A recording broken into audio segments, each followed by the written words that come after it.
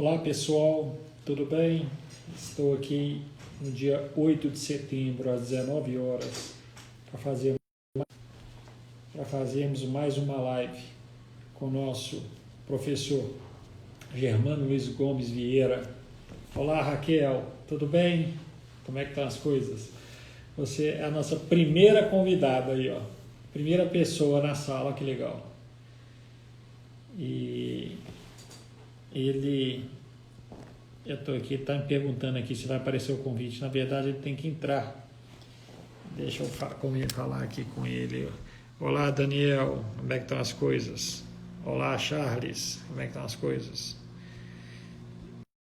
Perguntando aqui do perfil, eu já estou chamando ele aqui.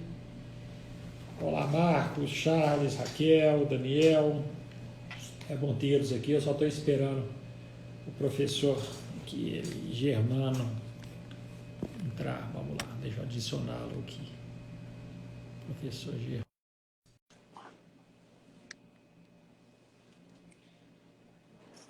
Vamos lá. Já chamei ele aqui. Grande Charles, Nicole, muito bem. Boa noite, Rodrigo. Tudo bem? Como é que estão as coisas? Tudo certo, bem? Germano? Tudo certo. Que bom te ver. Pois é, prazer tê-lo aí na nossa live. Você é uma pessoa muito querida, muito competente pelo que faz. Tão formal como você, estou com a camisa aqui da SEMAD, de trabalho de dia. Você está até muito elegante. Não, não tem problema nenhum. Eu estou aqui emendado, tive 2 audiências hoje, graças a Deus deu tudo certo. A gente nunca sabe o que vai dar de uma audiência, né? Mas graças a Deus eu estou aqui no embalo, estou até no escritório aqui, a esposa já chiou, porque eu falei que ia passar lá, mas não deu tempo. Já estou aqui emendado, né? A gente nunca sabe como é que o nosso dia termina, né? Só tem hora para começar. Tá tudo bem? Como é que tá as coisas, Germano? Tudo caminhando, né? Tudo caminhando. Cumprimentar o pessoal que já está aí. O Claré mandou um oi. O Claré é nosso diretor-geral lá da Arsai. Então, Rodrigo, tá assim, a nossa rotina é a falta de rotina, né? Exatamente. Já acostumou com isso. Cada dia, eu não falo nem matar um leão por dia, que essa expressão é ambientalmente inadequada. Então, é domar 2 leões por dia, porque cada dia é uma novidade. São assuntos muito variados, né? Um estado extremamente diferente, um estado com um potencial econômico gigantesco e ainda com realidades sociais diferentes, né? Depender da região. E com características ambientais muito diferentes. Então, assim, por um lado você tem escassez hídrica, por outro incêndios florestais. Então, são novidades que nos trazem os acontecimentos do dia a dia. Então, tem que ficar preparado para tudo. Com certeza.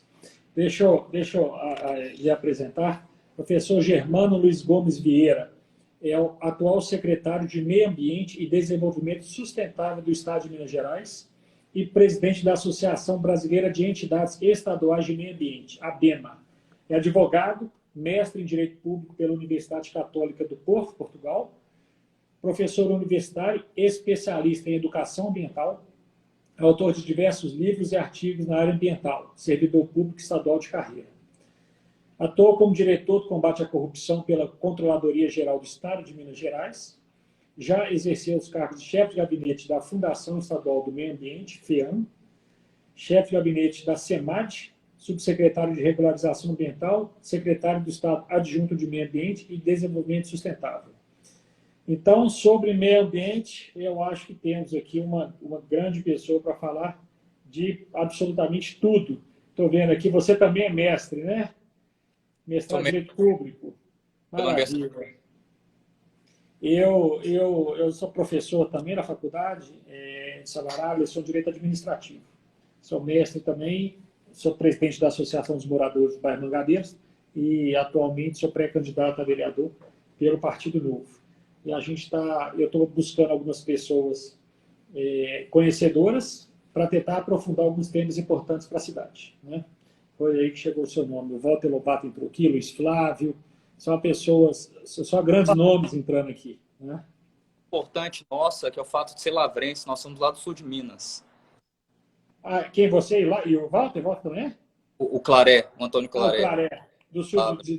Maravilha, do sul de Minas. De qual Então, cidade? de Lavras. Lavras. Ah, sim, não é Juliano maravilha. é subsecretário de promoção de investimentos da Secretaria de Desenvolvimento Econômico de carreira lá do Itamaraty, também lavrense. Sim, maravilha. Claré está falando aqui. Mangabeira, exatamente. O presidente da Associação dos Moradores. A Flávia Barroso, eu tenho que me recordar. Flávia Barroso, da diretoria, eu sei que não é, mas deve ser morador aqui. Vai ser 800 casas, dentro um pouco de gente. Mas vamos lá. Professor, primeiro eu gostaria de agradecer imensamente por ter aceito o convite. E eu acho que nós vamos conversar bastante aqui. Tem muitos assuntos interessantes aqui, principalmente sobre o Parque das Mangabeiras, né, que a gente vai aprofundar um pouquinho sobre este em específico, que eu acompanhei desde 2016 alguns problemas. Eu acho que sobre isso vai dar para a gente falar um pouquinho. O meio ambiente, ele de fato, ele é algo urgente e necessário sempre, né? A gente nunca pode esquecer dele. Até na própria Constituição Federal, artigo 226, eu acho, em diante, ela está falando que é um direito intergeracional. Gerações nossas, gerações futuras, todos nós temos direito ao meio ambiente ecologicamente equilibrado, né? Então, a gente tem que observá-lo, sem sombra de dúvida, manter o que existe e tentar sempre explorar de maneira sustentável e inteligente. Porque o crescimento das cidades, ele afeta o meio ambiente, é óbvio que afeta, né? Está diretamente relacionado. Quanto mais o tempo vai passando, mais as cidades vão se expandindo e mais o meio ambiente é afetado.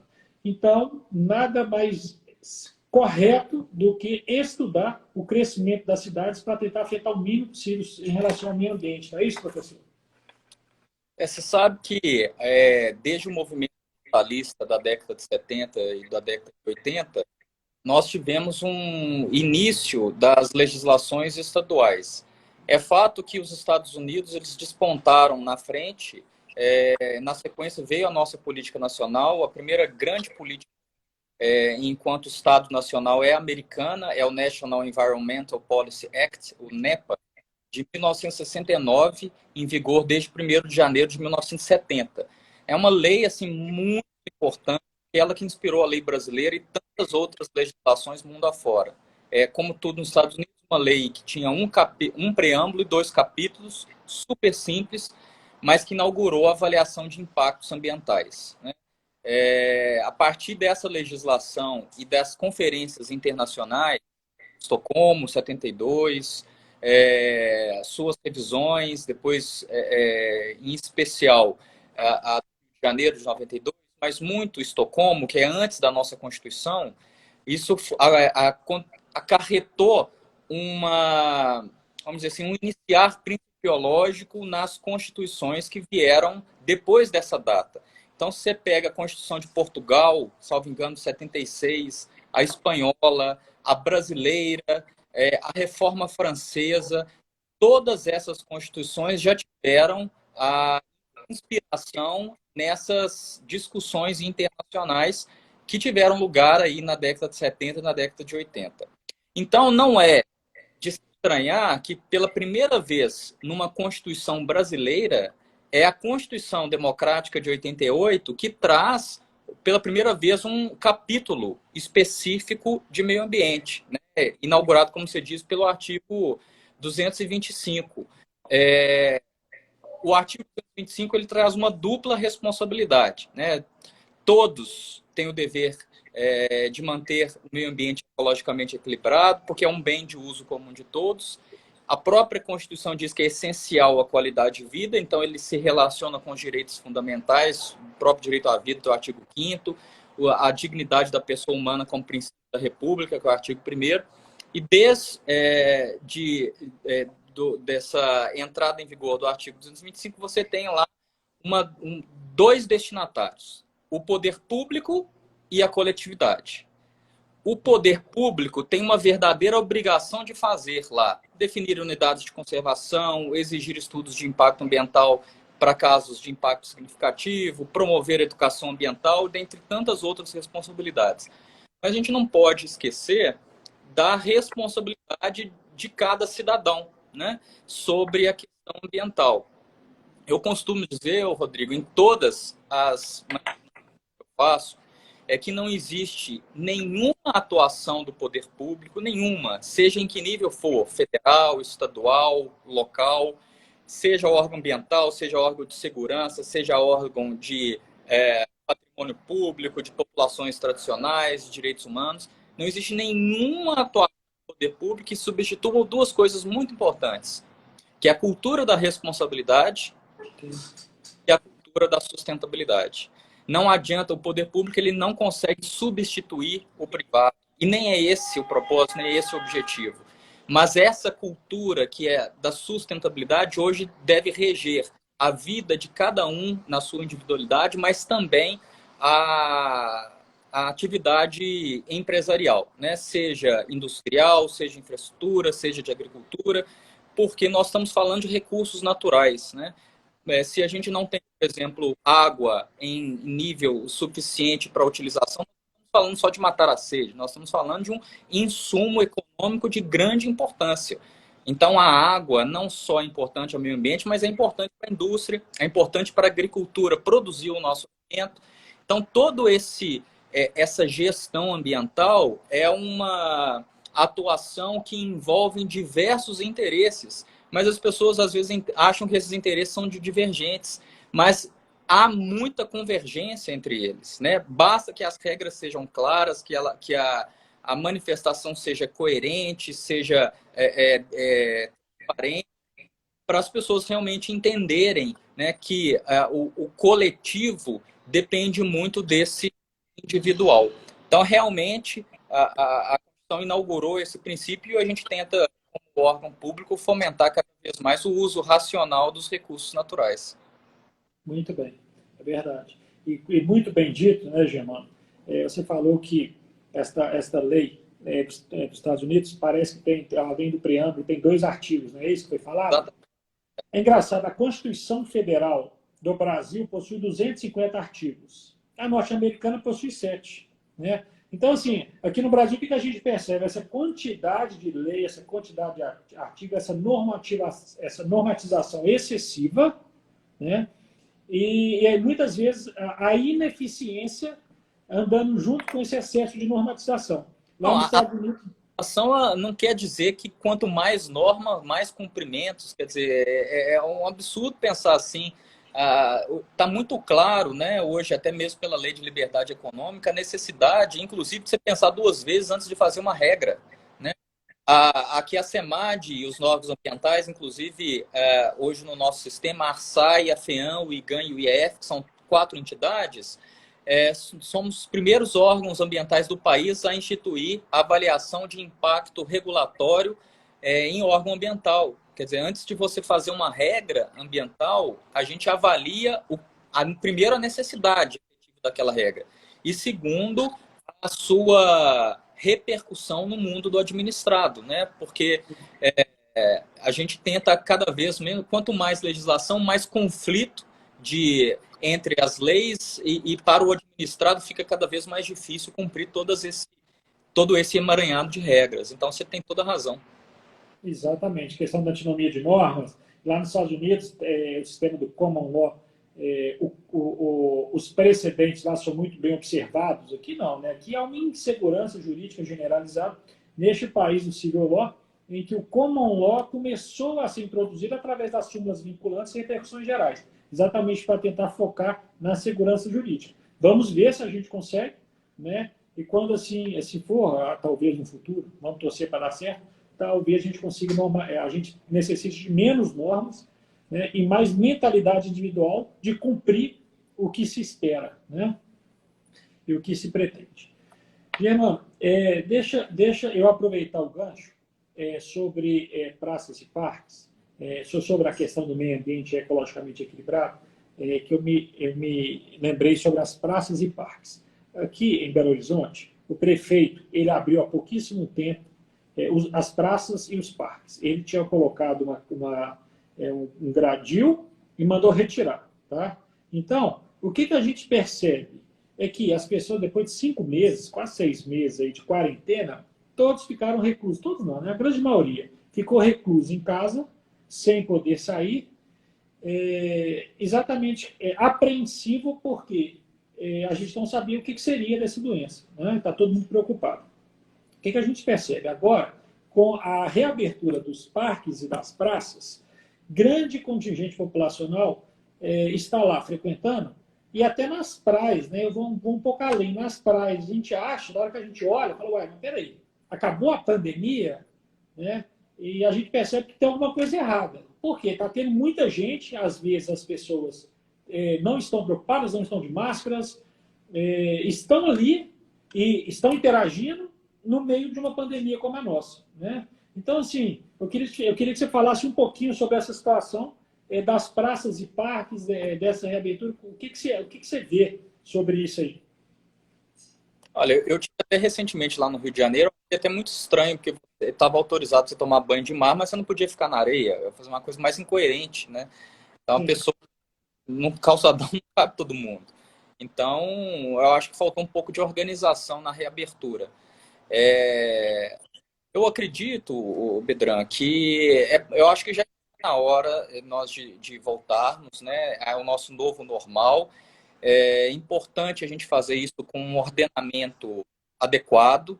É, nós temos hoje nas praças e parques, né, sobretudo essas praças que são verdadeiras áreas urbanas, né, verdes urbanas. O Parque Gabeiras ele tem uma característica mais diferente, né, mas nessas áreas mais centrais são praticamente equipamentos urbanos, né, e se você pode locomover em passeios, logradouros públicos, obviamente você pode cruzar uma praça, mas mantendo ali as regras de segurança, buscando o distanciamento, né, a utilização ainda de máscaras. Nada mais do que está todo mundo orientando, né? As nossas autoridades estaduais de saúde estão aí sempre orientando as regras sanitárias, estão deixando muito claro, né, o nível de contaminação da população. Então, eu acredito que seja importante o início da retomada, mas sempre com esses cuidados, né? Eu acredito também que no específico, nesses outros parques em que há controle de entrada, há necessidade de se fazer um monitoramento, né, quantitativo de gente, aí cada parque é uma realidade, evitando às vezes, talvez, né, interditar ainda alguns equipamentos em que todas as pessoas busquem pegar, como essas academias públicas, né, como ainda tem acontecido, apenas para a gente. Então, nós estamos chegando num momento bom, Rodrigo, de tentar passar agora o pior momento, né, de ver uma luz no final do túnel. Então, a gente não pode deixar se perder essas conquistas que o Estado de Minas Gerais teve. E eu acredito que os parques também têm que ir nesse sentido. Tanto os municipais quanto os estaduais. Nós estamos reabrindo, por exemplo, esse final de semana já alguns parques estaduais, mas com controle de entrada, né, com um número adequado de gente, catalogando tudo direitinho, fazendo, né, os questionamentos prévios. Eu acho que nada mais justo do que fazer isso nesse momento. sim. Quanto ao Parque das Mangabeiras, né? Me parece que ele é o segundo maior parque urbano da América Latina, com aproximadamente 2,4 milhões de metros quadrados e 59 nascentes integrados na Bacia de São Francisco. E o que a gente percebe há mais tempo atrás, né, eu diria uns 4, 5 anos atrás, é que tinha uma PPP, uma concessão, e ali o que a gente percebia era que quem estava ali explorando estava preocupado em fazer festas. Né? Festas como? Festas de grande porte, eventos enormes. Né? Colocar carnavalha, essas coisas, dentro do Parque das Mangabeiras. Aí o que eu percebo? Né? Aí eu vou para o início do que foi dito aqui. Eu entendo o seguinte: o meio ambiente ele deve ser sempre pensado de maneira conjunta com o ser humano, né? O ser humano ele tem que viver junto com o meio ambiente e não degradar o meio ambiente. Então, vamos lá. É possível fazer uma exploração consciente. Por exemplo, lá na praia de Laranjeiras, em Camboriú, você pega um teleférico e entra dentro do parque. Aí você começa a andar, tem posto de quiosques, nesses quiosques vendem café, cappuccino, chocolate. Depois você anda mais um pouquinho, tem alguma coisa relacionada ao entretenimento das crianças. Você consegue, sem contar que lá é muito limpo, né? Lá você não vê lixo jogado no chão. Então, o que a gente percebe? Que ali foi feito o quê? Um estudo, foi feito um planejamento para uma exploração sustentável e coerente. Aqui em Belo Horizonte, eu não vi isso no Parque das Mangabeiras. Né? É o segundo maior parque da América Latina. Ali é possível, é um projeto do Roberto Burle Marx. Então, sim, é algo histórico. Né? E assim como a Praça do Pato, ali, a Serra do Curral, é o símbolo da nossa cidade. Então, seria interessante desenvolver um projeto inteligente, coerente e sustentável naquela região. Você não acha? Sem dúvida, sem dúvida. O poder público, ele não tem essa capacidade de entendimento como o setor privado tem na questão da convivência com infraestruturas turísticas, né? As parcerias público-privadas são muito necessárias nessas áreas. Eu não sei se você já teve a oportunidade de ir em Foz do Iguaçu ou Não, até não. temos dois parques nacionais que todo mundo já ouviu falar e que é muito bem falado, mas a gestão é privada. A gestão da parte da infraestrutura é privada. A gente tem que dividir as duas coisas. A gestão do bioma, a gestão da conservação, combate a incêndios florestais, essas coisas que se relacionam mais com serviços públicos, é de autoria do poder público, né? Que são pessoas já orientadas para isso. Você não vai transferir uma responsabilidade pública para um privado. Mas os equipamentos públicos, turísticos, a expertise não é do público, isso é eminentemente privado.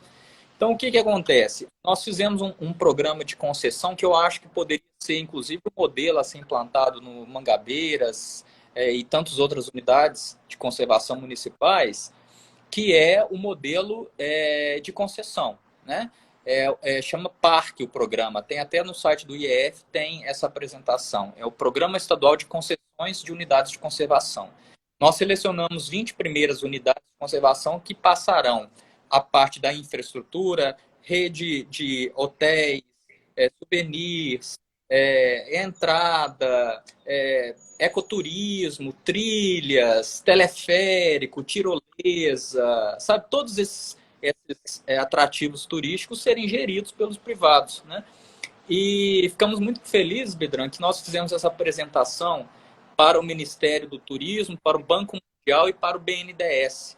Né? Todos os estados da federação, o nosso foi o melhor programa a ser reconhecido para investimento das empresas, né, do setor privado que queira realmente investir nas unidades de conservação. Inclusive, o Ministério do Turismo, que tem um mineiro, né, que é o Marcelo Álvaro, que hoje é o ministro do Turismo, ele vai fazer uma cartilha de orientação para a concessão de unidades de conservação, muito no modelo que nós construímos aqui já no governo Zema, desde o ano passado até agora. Então, essa é a solução. Acho que o Parque das Mangabeiras tem um potencial, tem assim vários atrativos, alguns deles você já registrou. Primeiro, a área, segundo, os remanescentes de florestais, terceira, a parte da educação ambiental, a proximidade com o centro urbano, que traz na pessoa aquele sentimento de pertencimento, né? Se você não tem o sentimento de pertencimento, você não conserva, porque isso vem da educação ambiental, e a educação ambiental é um juízo de valor sobre determinada coisa. Por exemplo, eu não vou esquecer meu celular porque você tem um juízo de valor sobre ele. Se você não tem um juízo de valor sobre o meio ambiente, você não preocupa com a sua conservação, preservação. Agora, a parte de infraestrutura é perfeitamente possível, e dá para melhorar muito a infraestrutura dessas unidades, fazendo com que a experiência individual, quando você estiver lá com a sua família, seja muito mais grandiosa do que quando você vai, por exemplo, você quer jogar um lixo, não tem uma lixeira adequada, aí você vai no banheiro, o banheiro está caindo aos pedaços, né? A sua experiência já começa ruim na entrada, porque você tem que enfrentar fila. Assim, por que não comprar no ingresso.com o seu ingresso, entrar lá, já sabe o dia ou a hora certinho que você vai ser atendido? Então, isso tudo é qualidade, né? Hoje, no momento que nós vivemos, é perfeitamente possível, e isso tem que ser implementado, tem que ser uma regra para nós. Sem contar também a mountain bike, né? A gente não pode esquecer o pedal de vez em quando também. E Belo Horizonte é uma das cidades que mais se movimenta montante pecuniário, né? Mas mais se movimenta o mercado de mountain bikes. E tem até, existem algumas trilhas aqui próximas, né? Mas o Parque das Mangabeiras também possui várias trilhas. Então, assim, fomenta a questão do turismo ecológico também, não só tirolesa e tudo mais, mas também pode-se pensar na mountain bike e outros esportes, né, que estariam relacionados aí a essa cooperação aí do meio ambiente, né? O lugar muito acidentado e tudo mais, com essa extensão territorial enorme, né? Gemma, uma outra pergunta aqui, uma outra situação.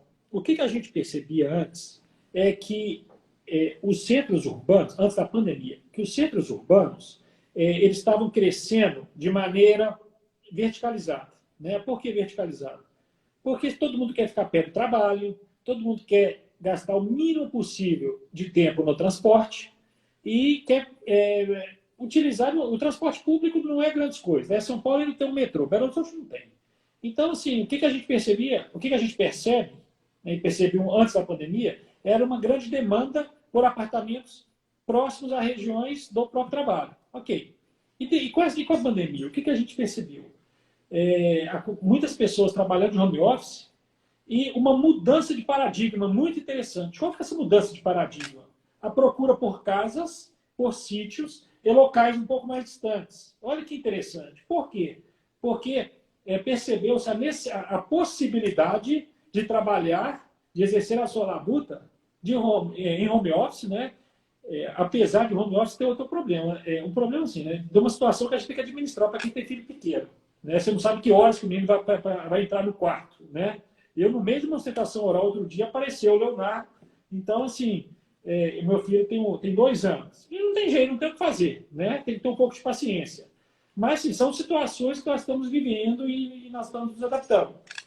Então, voltando. Nós estamos vendo essa quebra de paradigma, que é o quê? Uma procura maior por áreas rurais, por casas e por espaços um pouco maiores, exatamente para reduzir o contato entre pessoas na esperança da vacina, né? Na esperança de acabar com a pandemia, enfim. Né? Vamos torcer para a vacina vir logo. Né? Mas a pergunta essa nova perspectiva, esse novo normal, né? Como todo mundo fala, o novo normal, essa expressão está muito comum hoje em dia. Esse novo normal, será que o futuro das cidades é exatamente nessa linha? Será que nós vamos horizontalizar, assim, vamos espalhar e vamos manter essa rotina de home office o máximo que conseguirmos, sendo este o futuro das cidades? Qual é a sua opinião? Primeiro, cumprimentar o deputado Lucas, que entrou, Lucas Gonzalez, grande parlamentar, tem feito um excelente trabalho lá na Câmara Federal. Um abraço. O Bedran. Lucas é um grande parceiro, estava conversando com ele aqui um pouco antes da live começar. Cumprimentando o Jerusa também, procuradora do Estado, e a Vanessa, que é minha esposa. Tem que cumprimentar ela aqui para chegar em casa tranquilo, senão, né, você já viu. Mas é verdade. Assim, a gente nunca pode generalizar, né, Bedran? Eu acho que não dá mesmo para generalizar, porque existem bairros realmente tem uma saturação e existem outros que não, né? É por isso que existem estudiosos, né? Quer dizer, existe uma engenharia por trás disso, né? Uma engenharia urbanística, a parte de arquitetura, para a gente compreender quais são os espaços urbanos que têm uma vocação para o adensamento territorial e para outros não. Quer dizer, não adianta você também permitir uma verticalização se dentro daquele bairro você não tem uma infraestrutura urbana que te traga também uma qualidade, né, de vida, de locomoção, etc. Bom, eu acredito que Belo Horizonte tem que avançar muito nisso ainda, né? Tem que deixar mais claro. Uma coisa que eu nunca entendi, quer dizer, eu entendo do ponto de vista jurídico, mas é difícil compreender do ponto de vista prático, né? Existem hoje projetos que estão sendo executados que foram aprovados, sei lá, 10 anos atrás, né? Que agora que estão vindo, então são feitas com aquela a lei do tempo, né? Da sua aprovação urbanística. É uma regra do direito. Mas ainda tem muita coisa ainda para Belo Horizonte para acontecer, que talvez já esteja até aprovado e a gente não saiba, né, ainda. E, por outro lado, o que Belo Horizonte tem que investir muito, e você aí está se propondo, né, a entrar nessa vida pública e contribuir com as discussões, são as novas centralidades, né? Você não pode necessariamente ter que passar por centro para fazer tudo que você precisa, né? Nós temos que ter espaços de novas centralidades, onde que envolve comércio, residências, qualidade de vida, né, recreação, para que as pessoas possam também conviver mais perto de casa, porque isso traz uma qualidade de vida, né? Eu, por exemplo, estava morando em Buritis e todos os dias eu vou para a cidade administrativa. Então, eu tinha que enfrentar o anel rodoviário todos os dias. Então, todos os dias eram 50 minutos a 1 hora de Quando trânsito. não tem batida, né? Quando não tem batida. Quando tem batido, e o seu risco, né, de vida. Mais de uma vez nós tivemos que lá ficar parado por horas e horas, porque, infelizmente, um sinistro aconteceu. E são graves, né, porque envolvem caminhões. Sim. Já passou da hora de termos ali, né, virou uma avenida, né, Bedran, ali. Com certeza. Então, eu acho que passa, respondendo a sua pergunta, pelas novas centralidades. E as novas centralidades envolverão um adensamento ou não, dependendo da região. Certíssimo. O Buritis, inclusive, passou por um adensamento muito rápido, muito rápido. Recordo quando eu era menino, lá não tinha nada, absolutamente nada. Tinha uma loja, uma empresa de tênis, chamava Dinamis, eu acho, a Una ali, e acabou. A Una, eu acho, a Mendes Júnior, e acabou, não tinha mais nada ali. De repente, né, houve essa procura por lá e houve esse boom de crescimento lá. Né? É isso aí. Muito bem. Agora vamos falar um pouquinho sobre o excesso de burocracia ou a necessidade de desburocratizar essa área ambiental. O que seria necessário? Porque, é claro, né, temos dois tipos de pessoas, né? Aquelas pessoas que seguem a lei e aquelas que não seguem as leis. Então, assim, existem muitas burocracias, sim. Algumas são necessárias, claro, né, para preservar o meio ambiente, ok. Mas existem algumas desnecessárias que acabam avolumando ali mais uma licença que impacta diretamente uma atividade econômica e que poderia muitas vezes descentralizar para tentar melhorar uma situação ou outra. Vamos lá, deixa eu dar um exemplo um pouco mais concreto. A Secretaria Municipal do Meio Ambiente, que é responsável pelos licenciamentos ambientais, eles utilizam alguns critérios, né, de distribuição. Eles dividem em classes, né? Classe 0 não precisa, a dispensa classe 1 e 2, que começa a aumentar o impacto, não precisa de responsável técnico. A partir da classe 3, é necessária a presença de um ART, né? Rotação do responsável técnico, com procedimentos para averiguar o tipo de licença, a necessidade da licença, os requisitos para se instituir, os requisitos para a liberação daquela licença, se estão todos atendidos ou não. Né? Então, fica a pergunta. Essas licenças, esse excesso de burocracia e essa subdivisão de classes, será que esse é o caminho ou será que o caminho é invertido? Será que deveríamos utilizar menos licenças para tentar fomentar um pouco mais algumas explorações conscientes e responsáveis? Essa é uma dicotomia que a sociedade vive, que é muito interessante. A gente que está no setor público, a gente vê perguntas, às vezes, de jornalistas em ambos os sentidos, né? De um lado, a sociedade quer menos burocracia, mais agilidade, mais celeridade. E, de outro lado, você vê quando algum sinistro acontece, algum desastre, você vê assim, mas o público tem que estar de peso em cima, né? Sempre é o poder público, por quê? O poder público, por quê? O poder público, por quê? Então, são duas premissas aí que têm que ser enfrentadas. Ou é uma presença maciça do poder público, e a presença maciça do poder público, infelizmente, envolve a burocracia, em sua maioria das vezes, por falta de estruturação de muitos desses órgãos que você citou aí. E, de outro lado, você tem a necessidade de ter uma agilidade de não conseguir substituir o papel que eu coloquei como premissa da responsabilidade individual e empresarial sobre os assuntos, né? Por exemplo, o Detran dá uma carteira de motorista para a pessoa fazer a curva a 60 km por hora. Se a pessoa fizer a 90 km por hora e causar um acidente, a culpa não é do Detran, que deu a carteira de motorista, né, para a pessoa. Então, por isso que eu estou dizendo, isso não substitui a responsabilidade individual e empresarial. E aí, quando me fazer questionamento sobre a burocracia, eu assim falo uma coisa que é importante as pessoas compreenderem. A burocracia só interessa a clandestinidade, Bedran. É um incentivo à clandestinidade tremenda. Quando nós implantamos um sistema eletrônico de licenciamento, com entradas mais ágeis e facilitadas para o empreendedor, a nossa regularização aumentou significativamente. As pessoas sabem que as regras, quais são as regras, como faz para entrar, como faz para seguir a sua licença, e essa não é a burocracia. Isso são as regras mínimas básicas de convivência social. Agora, aquela burocracia que emperra, aquela burocracia que repete ato, né, aquela burocracia que traz tempo de análise, por exemplo, você precisava de uma informação, você manda a informação, leva 30 dias para poder chegar pelos correios para a pessoa, às vezes ela nem recebe, aí você está lá esperando a informação, às vezes por um clique no e-mail, você poderia estar resolvendo o problema. E hoje a gente conseguiu reduzir significativamente os prazos de trâmite dos processos sem precarização de análise, apenas com a informatização, com a digitalização dos processos.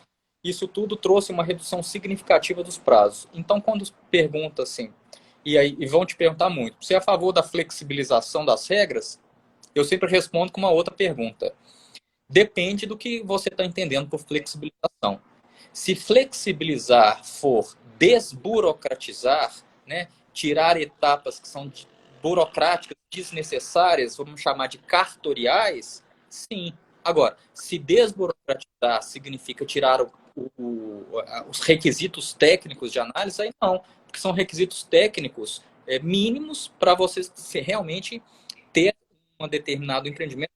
Agora, lembrando que requisito técnico proporcional ao tipo de empreendimento que está sendo, né, proposto e aquela localidade que ele está proposto. Porque senão nós estamos tratando os desiguais como iguais. E nós temos que tratar os desiguais na medida da sua diferença. Então, cada tipo de empreendimento tem um potencial impacto e sobre cada um deles tem um tipo específico a ser solicitado. Então, a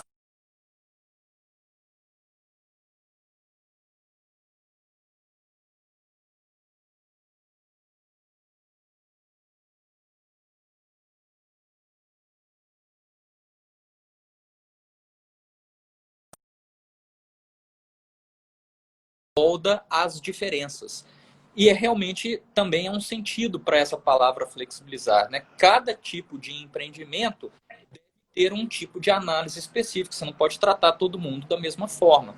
Então, eu acredito com a implantação de um sistema de trâmite de licenciamento, com a implantação de uma infraestrutura de dados espaciais que possibilita o empreendedor ter um planejamento do seu empreendimento, porque tempo é dinheiro para o setor privado, então planejar faz parte disso, você resolve grande parte do problema do setor privado. O que infelizmente acontece em muitos órgãos do país afora é que as pessoas, os empreendedores entram num licenciamento como se fosse um jogo de futebol, né? E você não sabe as principais regras do jogo, sobretudo de impedimento. Então você já chega no escuro, né? As regras têm que ser muito claras. Por isso a necessidade de modernização legislativa, da questão da eliminação das regras que já estão tacitamente revogadas, mas estão embaralhando o sistema legislativo e deixar as regras claras e transparentes. Hoje, aqui em Minas Gerais, nós temos uma infraestrutura de dados e cada empreendedor pode colocar suas coordenadas geográficas e saber todas as regras que se aplicam ali sobre aquela localização que ele está pretendendo. Porque ali ele vai saber se o empreendimento dele vai levar 2 dias para analisar, vai levar uma semana, 29 dias ou 6 meses. Então, ele consegue planejar. Pode ser que ele queira o local que vai levar 6 meses, mas ele já vai internalizar isso no custo dele, que vai jogar com custo logístico, custo tributário, custo trabalhista, e o custo ambiental também tem que ser previsível, porque senão a gente fica um país sem regras, com tantas regras e sem regras. É isso que eu prego. Interessante falar isso. Me lembrou de uma situação de uma pessoa que estava tentando implementar um loteamento numa cidade interior aqui próximo de Belo Horizonte. Essa pessoa era tanta alvará e tanta licença que eu me recordo que uma das licenças precisava de uma pessoa ir lá em loco para verificar. E essa pessoa não tinha carro. Olha que situação. Aí quando ele falou, ah, peraí, precisa do fiscal tal. E lá e essa pessoa não tem como se locomover. Eu falei, mas peraí, como assim não tem como se... Ele não é fiscal, né? A função dele não é ir em loco para verificar se preenche os requisitos. Como é que ele não consegue se locomover? Ah, pois é, eu estou vendo essa possibilidade de arrumar um jeito de se locomover. Aí a gente começa a parar e pensar, fala, gente, que país é esse? Existe uma série de licenças, uma série de situações, uma série de fiscalizações, sendo que a pessoa não consegue atingir o seu objetivo, não consegue ir lá fiscalizar. Por exemplo, foi muito bem dito que, em alguns casos, a pessoa possui o retorno, né? Se aquele licenciamento vai ser retirado, vai ser resolvido de 2 dias até 6 meses. Mas, assim, né, apesar de achar que 6 meses é um pouco extenso, mas enfim. Mas pelo menos tem um prazo, concorda? O problema é quando você fala, não, peraí, você precisa de uma licença, você precisa de alguma coisa, e a pessoa não tem nem como se locomover. Aí eu acho que chegamos ao caos, né? Pelo menos é o que eu acho sobre isso. Me lembrou dessa situação. O empresário falou, não, então eu forneço o carro. Foi também uma prefeitura do interior, foi no norte. E o servidor falou, não, mas não podemos aceitar. Aí, ó. Não pode. Beneficiamento, prevaricação e tudo mais, né? Pois é difícil, né? É uma realidade, assim, que é muito preocupante. Por exemplo, a prefeitura, ela tem lá o BH Resolve. E como muito bem dito, tempo é dinheiro. Às vezes o empresário é um só, às vezes só ele. É ele e o filho dele. Ou às vezes é só ele. Para ele sair para ir para a prefeitura, ele tem que fechar o estabelecimento. E, às vezes, o que ele vende na manhã é o dinheiro que ele tem para comer. Isso acontece. Meu escritório ficou quase 10 anos no centro da cidade. E eu vi isso acontecendo. Existem pequenos ali, na proximidade, ali próximo do Mercado Central. Isso é uma realidade dos belo-horizontinos. Eu acho que o Brasil inteiro, né? Então, assim, será que não está na hora de tentarmos desenvolver aplicativos, por exemplo, igual, por exemplo, Secretaria do Meio Ambiente, um aplicativo, desenvolver esse tipo de plataforma que a pessoa insere os dados ali, né? Por quê? Porque você tem que partir da presunção de que aquela pessoa que quer explorar também está de boa fé. Né? Então, assim, me fale seus dados. Quais são os dados? Latitude, longitude, limitações, ok. Você vai ter um retorno em tantos dias. Está satisfatório? Né? Por que não esse bate-papo? Eu acho que esse tipo de aplicativo, esse tipo de plataforma que estimula esse tete-a-tete, né, e essa interligação com o particular, ela deve ser estimulada. E eu não sabia que já tinha isso em âmbito estadual, então já existe, né? Já, a gente tem, é impressionante. Nós temos entradas, assim, centenas de acessos a esse sistema diariamente. E olha que interessante, com acesso diário da Inglaterra, dos Estados Unidos, da China, da Índia, da Austrália, muito do Japão, da Arábia Saudita, o que demonstra que facilita tanto para o empreendedor que os fundos internacionais de investimento vêm conferindo as informações de empresários que querem investir aqui no nosso estado e que às vezes dependem de um investimento de sociedade internacional, e sobretudo de fundos de investimento, e eles querem conferir se aquelas informações, como se estivessem fazendo uma due diligence, confere com as informações públicas. Então, eles mesmos fazem, onde estiver, no mundo inteiro, saber aonde dá para investir e quanto tempo. Isso é perfeitamente possível fazer na prefeitura. Interessante. E eu vou além. Me parece que a prefeitura tinha implementado o alvará simplificado, que você preenche os requisitos, sai um alvará provisório, o alvará é provisório, né? Mas se sair um alvará ali rápido, e depois disso, me parece que a fiscalização vinha, apurava se aqueles dados estão corretos e emitia um novo alvará. Me parece que estava funcionando e bem, né? Porque isso imprime agilidade, imprime celeridade numa iniciativa privada que, às vezes, o tempo realmente é um diferencial. Será que não seria o caso de implementar, por exemplo, assim como na administração pública municipal, na administração pública estadual, no tocante ao meio ambiente, algo nesse sentido, lembrando que a questão do meio ambiente é a teoria do risco integral, né? Ou seja, se o particular causou um prejuízo, ele tem que reparar, independentemente de dolo, independentemente de culpa, né? O fato é, existiu um dano, existiu. Então, pela teoria do risco integral, o particular, aquela pessoa, o causador do dano, é obrigado a reparar. Será que não fosse o caso de pesar um pouco mais nas sanções de quem descumprisse as regras de licenciamento ambiental como uma das maneiras de reduzir um pouco a burocracia excessiva, né? Então aquela famosa burocracia, que seria o excesso de burocracia? Passa sobre aquilo que eu falei, né? Sobre tratar os desiguais na medida da diferença, né? Primeiro, partindo do pressuposto do princípio da boa-fé, né? A gente tem que... E segundo, do monitoramento do pós-licenciamento, saber se está fazendo certo ou se está fazendo errado. Porque senão a gente volta na sala de aula, né? Também sou professor, e você vê que punir a sala inteira pela bagunça de um é a coisa mais injusta do mundo, né? Então, ou seja, você tem que ter uma inteligência da fiscalização para que você, e como você disse, né, penalidades realmente que façam a diferença, que incentive para lá. E a certeza da punição, né, Betran? Isso também... Com certeza. A certeza da punição, muito bem falado, a certeza da punição. Porque muitas vezes as pessoas falam assim, não, isso aqui é Brasil, isso acontece, todo mundo faz. E isso aí é de matar. Quando eu escuto isso aí, dá vontade de aparecer.